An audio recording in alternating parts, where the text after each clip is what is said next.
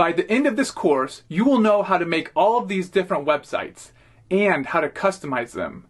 We'll be doing this all in WordPress, and I'm going to teach you every step you need to know. This course is perfect for beginners.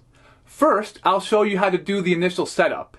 This includes getting a domain name, hosting, and installing WordPress. A domain name is what people type into a web browser to get to your website. Some examples are youtube.com, freecodecamp.org, or wordpress.org. Hosting is where the files or data for your website are stored. When someone goes to your website, the files that make up your website have to be accessed from another computer somewhere else in the world. The company that has the computer with your website files on it is called a hosting provider. So what is WordPress? WordPress is a content management system. It helps you manage your content.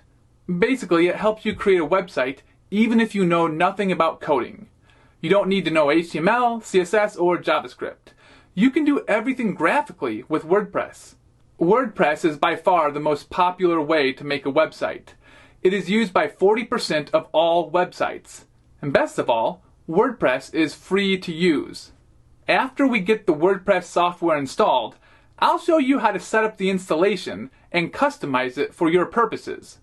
Maybe you want to make the website into a blog or an e-commerce site or a website for a local business. I'll show you how you can easily customize it for whatever your use case is. Then I'll show you how to update the design. I'll show you how you can make your website have the exact look that you want it to have. I'll show you how to get your own images into the page and use the colors that you want. Right now, I'm going to show you how to get your domain and your hosting.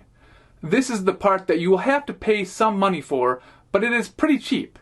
The name usually costs between $10 and $20 per year, and hosting often costs around $5 per month. But I'll show you how you can save some money on this.